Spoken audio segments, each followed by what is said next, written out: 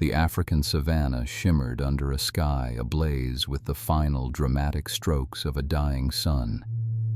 Hues of fiery orange melted into deep violet, casting long, dancing shadows across the ancient landscape. It was a scene of breathtaking, raw beauty, a testament to nature's unyielding artistry. Yet beneath this tranquil facade lay the relentless struggle for survival. Suddenly, a fleeting glimpse through the tall, whispering grasses revealed a ripple of tawny fur. A leopardess, sleek and powerful, moved with an effortless grace that belied the immense weight of her responsibilities. Close behind her, like dappled jewels, followed two tiny cubs, their movements still clumsy, their eyes wide with the innocent wonder of discovery and the nascent fear of the unknown. Their journey had just begun, an odyssey driven by instinct and a desperate need for life, a trek that would defy imagination and redefine the boundaries of connection. This extraordinary tale begins with Sarah, an American wildlife conservationist whose late 30s had been entirely consumed by her unwavering dedication to animal rescue across the vast, untamed heart of Africa. Her hands, often calloused but always gentle, had cradled countless creatures in their moments of greatest vulnerability. Sarah possessed a spirit as wild and resilient as the continent she called home, her passion ignited years ago by a tiny, trembling leopard cub. Orphaned and on the brink of death, that cub, whom she named Quito, had been her first profound connection, a singular bond that shaped her entire destiny. She had hand-raised Quito, nurturing him through infancy, teaching him the subtle arts of the hunt, and preparing him for a return to the wild, a bittersweet departure that had etched itself permanently into her soul. Though years had passed, the memory of Quito remained a vibrant, living presence, a reminder of the deep, often inexplicable ties that could form between human and beast. Now, a severe drought gripped the region with an iron fist, its relentless grip slowly choking the life out of the once vibrant ecosystem. The sun beat down mercilessly, baking the earth into a cracked, unforgiving expanse.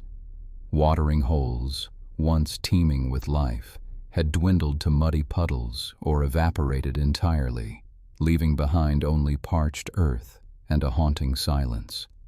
Lush green vegetation had withered into brittle brown stalks, offering little sustenance. This ecological catastrophe threatened every living creature within its reach, but for Quito, now a magnificent leopardess with a new family of her own, the stakes were unimaginably high. Her current territory, once abundant with prey and vital water sources, was rapidly becoming a graveyard. Each passing day brought her closer to a tragic choice between staying put and certain death, or embarking on a perilous journey into the vast unknown. The desperate need to protect her precious cubs, the fierce primal instinct of motherhood pulsed within her, urging her to find a way, any way, to survive. The looming threat of starvation, coupled with the ever-present dangers from other desperate predators, loomed large over her small, vulnerable family. The wild, in its brutal indifference, offered no quarter. It is in these dire circumstances, against a backdrop of breathtaking beauty and brutal hardship, that Quito's incredible journey begins. Her past, intrinsically linked to Sarah, would soon collide with her present in a way neither of them could ever have predicted. This is a story of courage, of an unbreakable bond, and the extraordinary lengths a mother will go to for her young. We invite you to follow this incredible odyssey with us. Please, if you find yourself moved by such profound tales of resilience and connection, subscribe to our channel, join our community, and discover more inspiring stories that celebrate the untamed spirit of the world and the incredible creatures who inhabit it. The relentless sun, a merciless orb in the vast African sky, beat down upon the parched earth, baking it into a brittle, cracked mosaic. For Quito, the young leopardess, each passing day brought a fresh wave of desperation. The drought, once a distant threat whispered on the wind, had tightened its stranglehold on her territory, systematically stripping away the vital resources her small family needed to survive. The once lush riverbeds were now desolate trenches of sand and sun-bleached stones, mocking her with their emptiness. The sparse, thorny bushes offered little in the way of cover or sustenance, their leaves withered and brittle. Her cubs, two tiny bundles of spotted fur, nuzzled against her, their whimpers growing fainter with each passing hour. Their ribs were becoming more prominent, their playful energy replaced by a listless lethargy that tore at Quito's heart. Hunting, once a thrilling dance of stealth and power, had become an almost impossible task. The few remaining antelope were emaciated and wary, their senses heightened by their own struggle for survival, scattering at the slightest rustle of a dry leaf. Quito's own strength was waning, her powerful muscles aching from hunger, her usually keen senses dulled by exhaustion. She would stalk for hours, only to return to her cubs empty-jawed, the bitter taste of failure coating her tongue. The African wilderness, a place she had always known as home, had transformed into an antagonist, a vast, indifferent force actively working against her and her offspring. Every rustle in the dry grass could be a new threat, a hyena pack, emboldened by hunger, or a lioness, equally desperate to feed her own young. The air was thick with the scent of dust and despair, a constant reminder of the encroaching starvation. Quito had seen other big cats, once proud and fearsome, reduced to shadows of their former selves, driven to desperate measures, their eyes holding a haunted, defeated look. She swore that would not be her fate, nor the fate of her cubs. Instinct, raw and primal, began to stir within her, a deep-seated urge to move, to seek out something beyond this desolate landscape.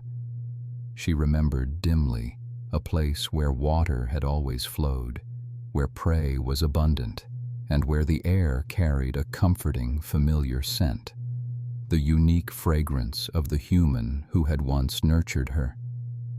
The memory was fragmented, a patchwork of warmth and safety, but it was enough to ignite a spark of hope in her weary spirit. It was the memory of Sarah. With a heavy heart and an even heavier body, Quito made the agonizing decision. She had to leave. She had to find that place, that memory, whatever the cost.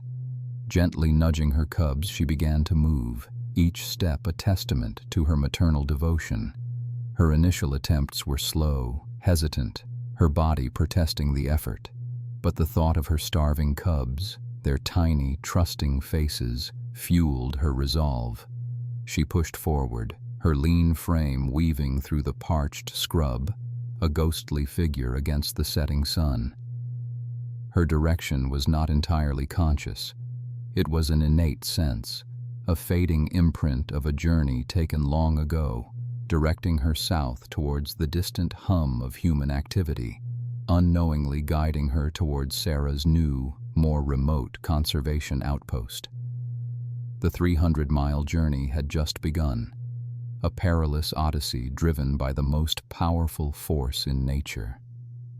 A mother's will to survive for her young, Sarah's new conservation outpost, while a vital hub of activity, was far more remote than her previous stations.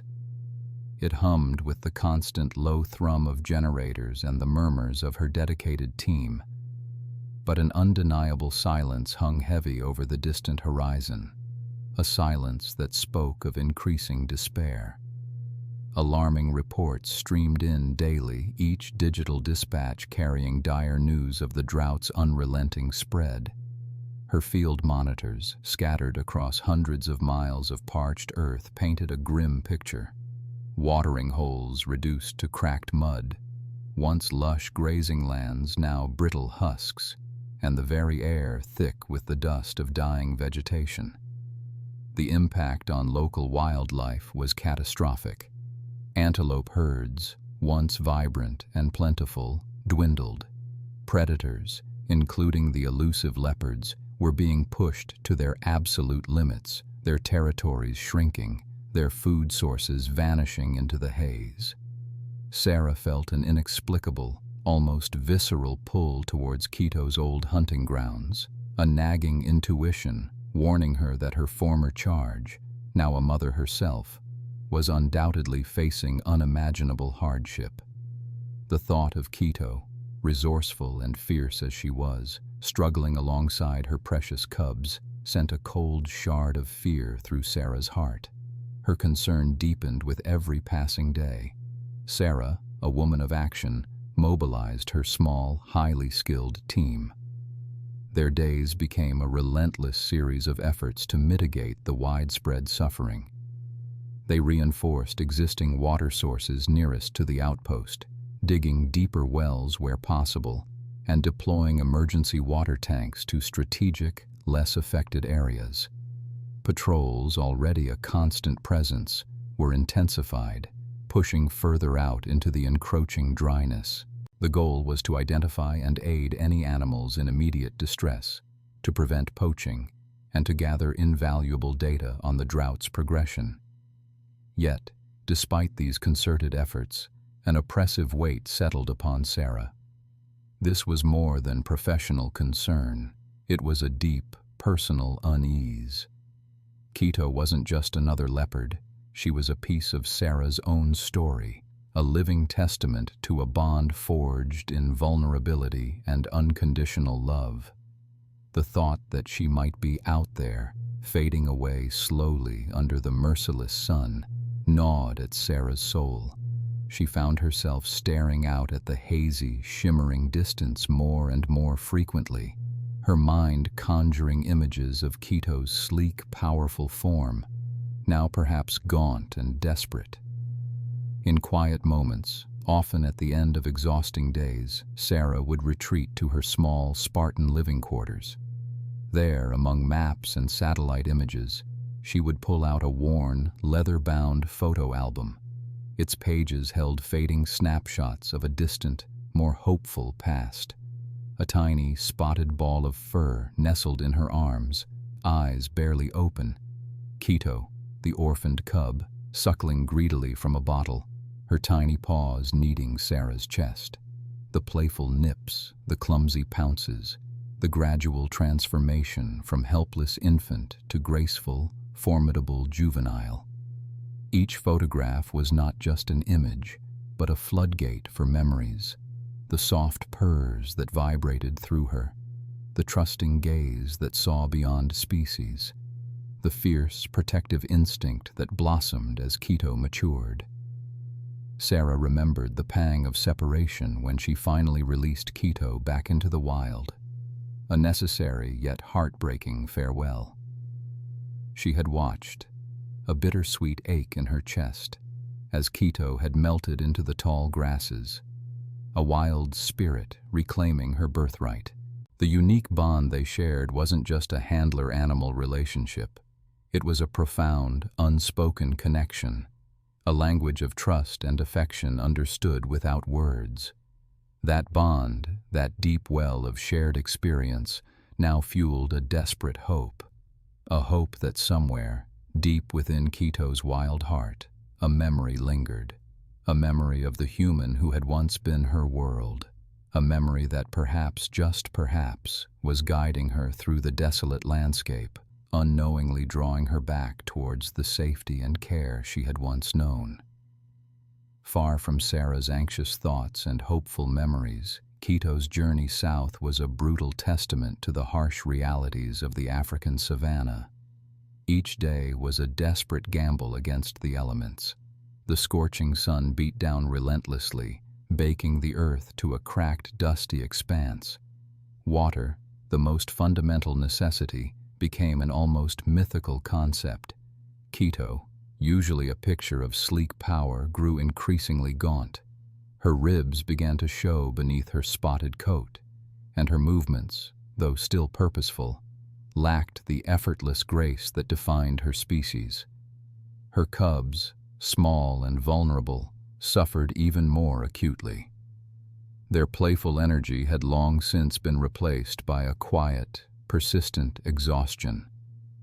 They clung to their mother, their tiny bodies constantly seeking her dwindling warmth, their desperate cries for milk echoing the parched landscape. The gnawing emptiness in their stomachs was a constant, distracting ache. Hunting became a monumental effort, often yielding nothing. Quito, weakened by hunger and the demands of lactation, found her speed and stealth compromised. What few small prey animals remained were equally desperate and incredibly wary. She pushed herself to the absolute limit, driven by an almost primal terror of failing her young. Each missed kill was a devastating blow, each meager catch a temporary, inadequate reprieve. They survived on scraps, on the very edges of existence, her maternal instinct a relentless, unyielding force pushing her forward. Beyond the constant threat of starvation and thirst, danger lurked in every shadow. Larger predators, also feeling the pinch of the drought, were more aggressive, more territorial. Lions, hyenas, and even other leopards became potential threats, their own survival instincts honed to a razor's edge. Quito, ever vigilant, navigated these treacherous encounters with a cunning born of desperation. She taught her cubs the art of absolute silence, the wisdom of hiding in plain sight, the critical importance of sensing danger long before it materialized. There were harrowing escapes, moments where only her lightning reflexes and surprising bursts of adrenaline saved them from becoming another predator's meal. One particularly terrifying night, a large male lion, gaunt and irritable, stumbled upon their temporary resting place. Quito, despite her weakened state, sprang into action, a blur of fangs and claws, drawing the lion's attention just long enough for her cubs to scramble to safety in a rocky crevice before she deftly disappeared into the dense bush. Her journey was far from random. It wasn't merely a frantic search for water. It had a direction, an almost imperceptible pull. Deep within her wild consciousness, a faint memory stirred. A scent perhaps, a subtle change in the air currents, or a deeply ingrained directional cue associated with her earliest, safest memories. It was an innate sense, a gut feeling that guided her further south, towards the place where the tall human had once provided comfort and safety. This ancient, animalistic guidance felt like a whisper of hope in the vast, silent wilderness.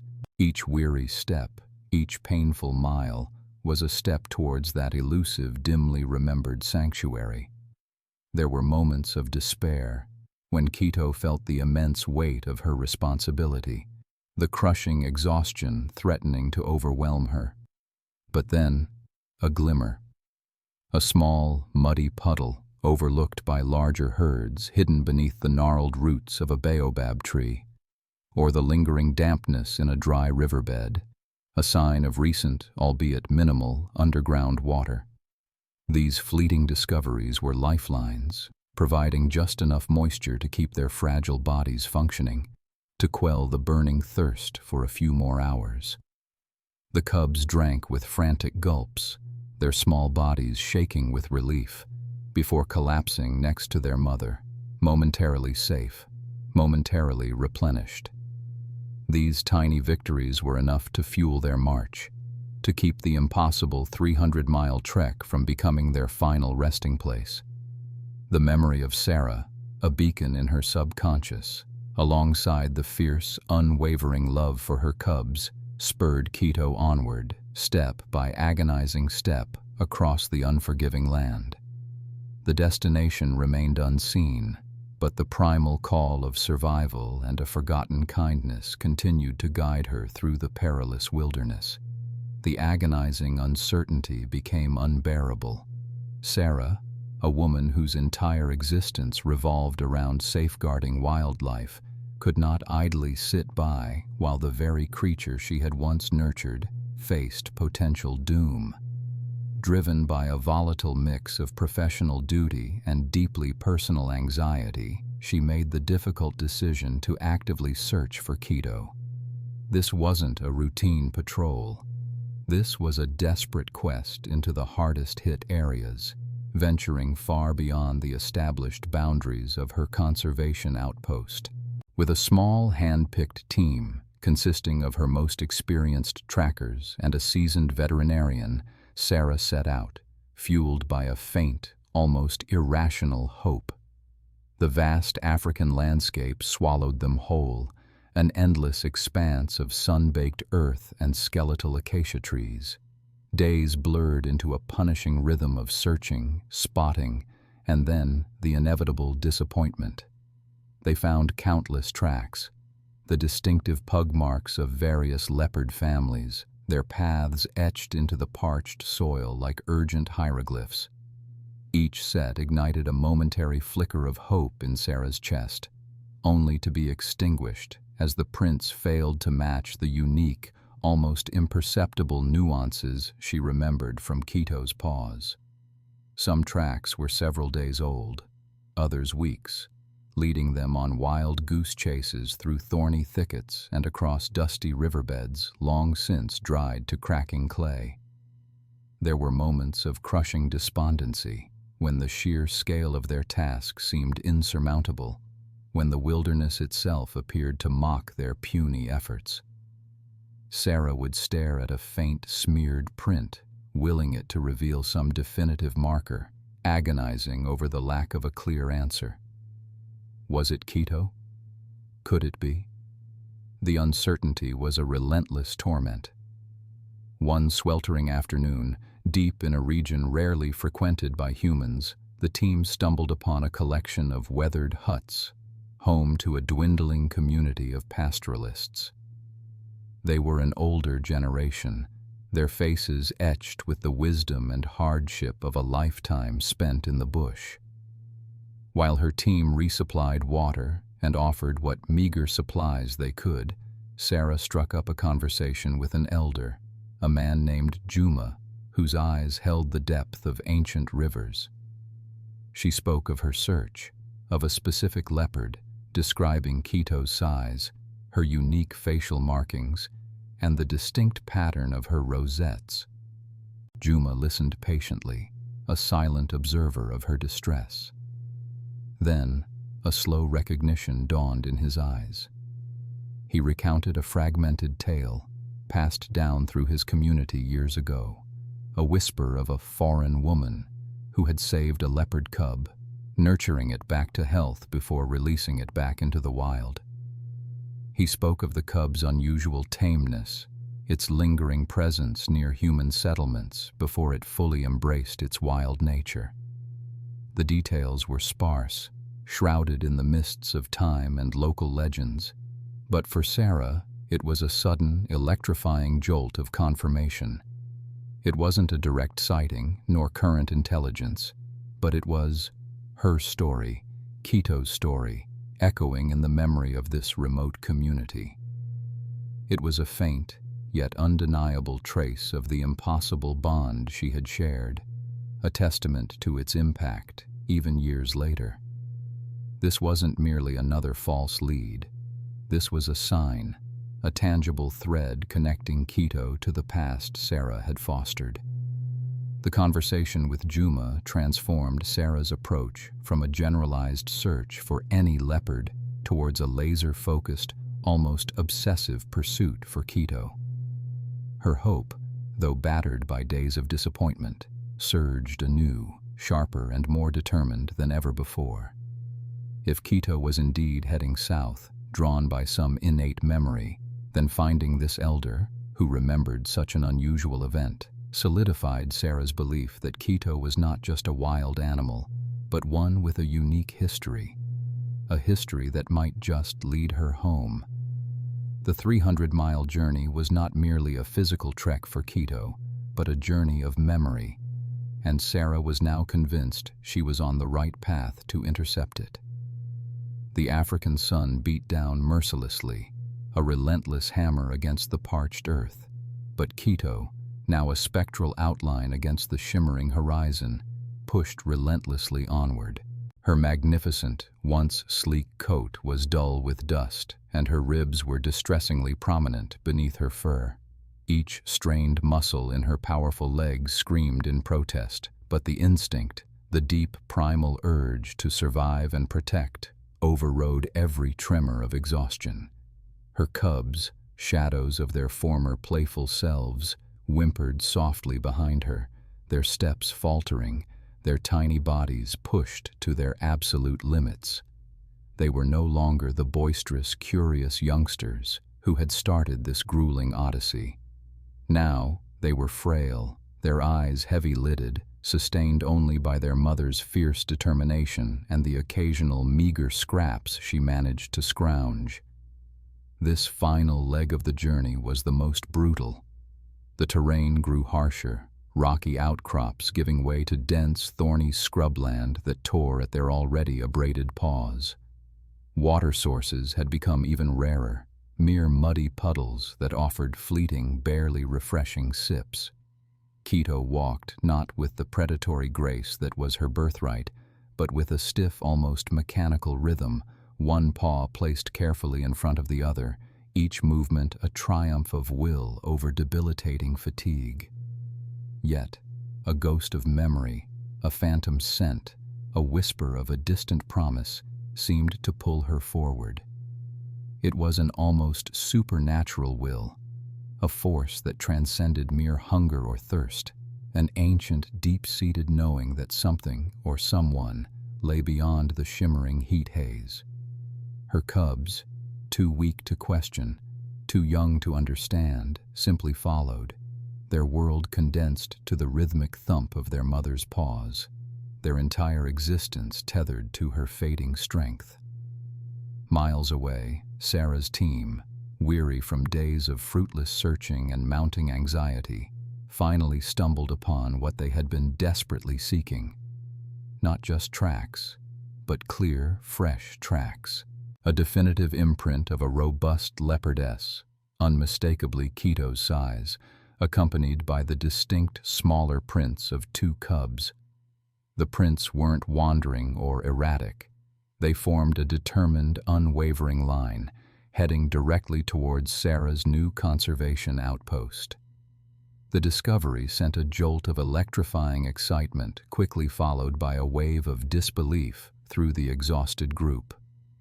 "These are fresh," whispered one of the rangers, his voice thick with awe, tracing a paw print in the damp earth near a barely flowing stream, a miracle in itself. "And they're heading straight home." Sarah knelt, her heart hammering against her ribs, her breath catching in her throat as she examined the telltale patterns. It was Quito. It had to be. No other leopard would display such unwavering direction, such single-minded purpose across such an immense distance. The impossible journey, the wild conjecture suddenly solidified into terrifying reality. Quito, driven by instinct, by memory, by an unbreakable bond, had somehow walked 300 miles, bringing her vulnerable cubs with her, to find the woman who had once been her anchor. But the tracks also told a story of profound suffering. The prints were shallow at times, indicating extreme lightness due to emaciation. The cubs' prints were barely there, etched lightly, suggesting their fragility. A new urgency seized Sarah. The elation of finding Quito's trail quickly morphed into a frantic race against time. Quito was close, but she was at her absolute limit. There was no telling how much longer she and her cubs could endure. "We have to go back, now," Sarah commanded, her voice ringing with newfound resolve. The team, galvanized by the discovery, immediately turned around, their fatigue forgotten. They rushed back towards the outpost, a flurry of organized chaos. Preparations had to be made. A safe, secure enclosure, easily accessible water and food, veterinary supplies. Every second counted. As they sped through the savannah, the questions gnawed at Sarah. Would Quito make it? Would the grueling journey have extinguished the spark of recognition in her eyes? Would the wildness of her adult life have erased the gentle memories of her youth with Sarah? After all these years, after so much hardship, would she even remember the human who had raised her? The next few hours would decide not just the fate of a leopard and her cubs, but the profound truth of a bond that defied all understanding. The outpost began to buzz with a nervous energy, a tense anticipation. Everyone knew a miracle was approaching, but no one knew what form it would take. The sun began its slow descent, painting the vast African sky in hues of fiery orange and deep purple, casting long, dramatic shadows across the savannah. It was beautiful, but Sarah barely noticed. Her gaze was fixed on the distant horizon, a knot of anxiety tightening in her stomach. The air crackled with a palpable tension, a mixture of hope and dread hanging heavy over the outpost. The team stood ready, silent, their eyes scanning the landscape, each person holding their breath. Then, a flicker, a faint movement against the deepening twilight. Slowly, agonizingly, a shape materialized from the shimmering heat haze. It was Quito, unmistakable even from afar, a gaunt shadow of her former majestic self. Her powerful frame was emaciated, every rib visible beneath her tawny, spot-dappled coat. She moved with a limping, labored gait, each step an immense effort. Behind her, two tiny figures, her cubs, stumbled along, their young bodies mirroring their mother's exhaustion. They were barely visible, indistinguishable from the swaying grass at times, their existence a testament to Quito's fierce, unwavering protection. The sight was heartbreaking, a stark image of desperate resilience. A collective gasp escaped the team, quickly suppressed, as Quito and her cubs drew closer, their forms becoming clearer, more defined against the fading light. Every muscle in Sarah's body tensed. This was it, the culmination of an impossible journey, a reunion that defied all logic and expectation. The suspense was unbearable, a thick, suffocating blanket that pressed down on everyone. Quito's head was low, her gaze fixed on the ground in front of her, conserving every ounce of energy. The cubs, too, moved with an almost trance-like focus, simply following their mother's lead, their world encapsulated by her enduring presence. As Quito reached the perimeter of the outpost, she finally lifted her head, her eyes, once so bright and full of life, now sunken and dulled by hunger and fatigue. They scanned the unfamiliar surroundings, then landed on Sarah. A beat of absolute stillness. The world seemed to hold its breath. Sarah, her voice trembling but clear, took a tentative step forward. "Quito," she whispered, her voice barely audible, a soft plea echoing across the quiet expanse. Quito. The leopardess paused, her body frozen, a flicker of something ancient, something deeply buried, stirring in the depths of her weary eyes. Was it recognition, or merely the instinctual hesitation of a wild animal entering human territory? The cubs huddled closer to her flanks, their small, scared eyes wide with apprehension. The tension was almost unbearable, a knife-edge moment where every outcome felt equally possible. Sarah remained still, her hand outstretched, not in a gesture of command, but of open, vulnerable invitation. She repeated the name, a little louder this time, infusing it with all the love and longing that had accumulated over the years. "Quito, it's me." Then a ripple, a subtle shift in Quito's posture. She took another step, then another, slowly, cautiously, her eyes never leaving Sarah's.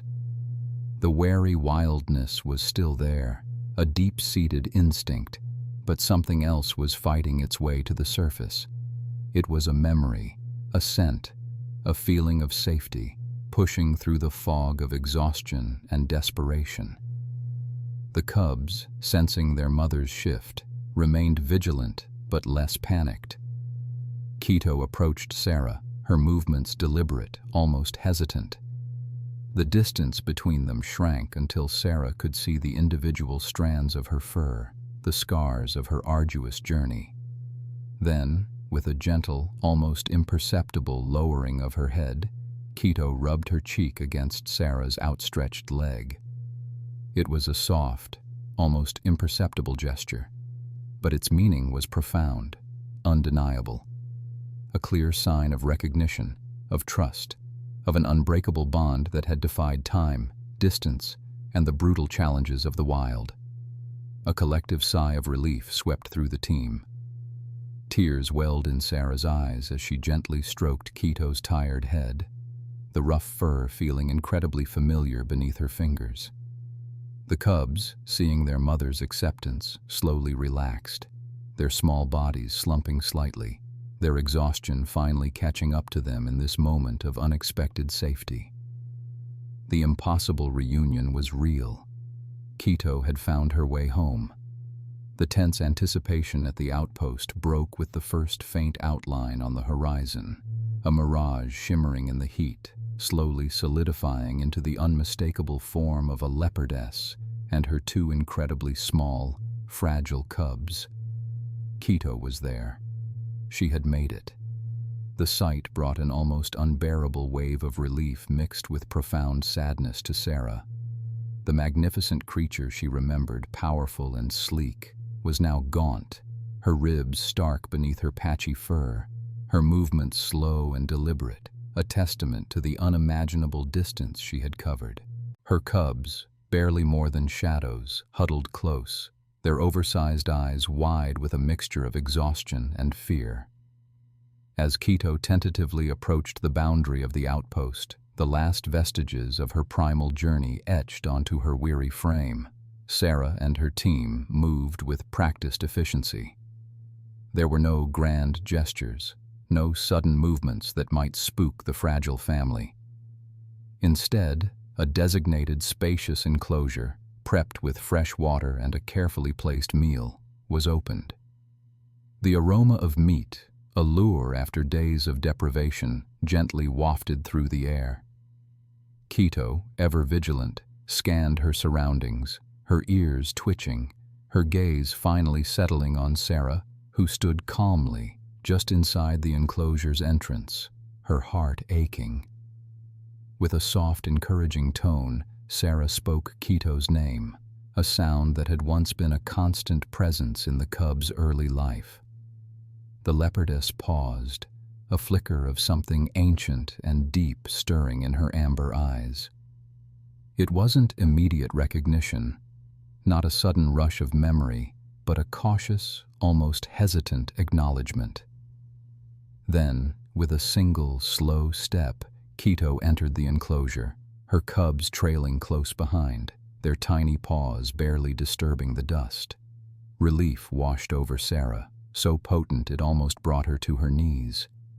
Keto slowly made her way to the water, drinking deeply, her whole body shuddering with the effort. Only once her thirst was quenched did she turn to the waiting meal, devouring it with a quiet desperation, occasionally nudging her cubs to eat as well.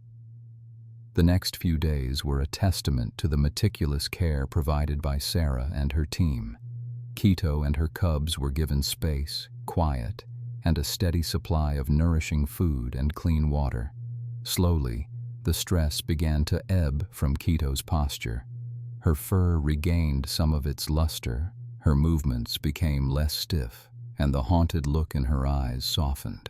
The cubs, too, began to thrive, their playful instincts tentatively emerging as their strength returned.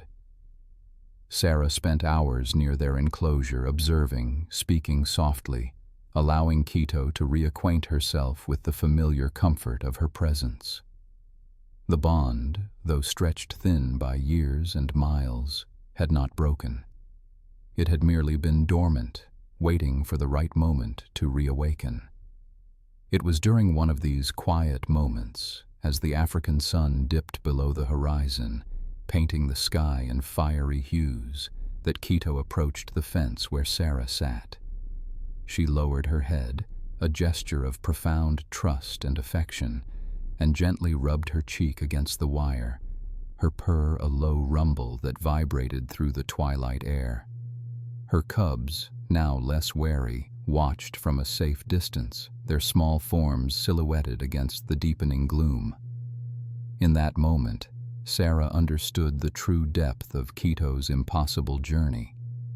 It wasn't just about survival, it was about an innate, primal connection that transcended species, an unbreakable thread woven into the fabric of memory and love. Quito's epic trek was a story of hope, of resilience, and of a mother's fierce, instinctual drive to protect her young, guiding them to safety against all odds. It was a powerful reminder that even in the vast, unforgiving wilderness, love finds a way. Thank you for watching this incredible story of a leopard's epic journey and an unbreakable bond. If you were moved by Quito's courage, please like this video, share it with others who appreciate incredible wildlife tales, and hit that subscribe button for more inspiring stories from the wild. Your support helps us continue sharing these amazing narratives and advocating for wildlife conservation. And please tell us in the comments below, what animal connection has touched your heart the most? We love hearing your stories. Don't miss our next video coming soon, where we explore the challenges and triumphs of reintroducing rescued animals to their rightful place in the wild.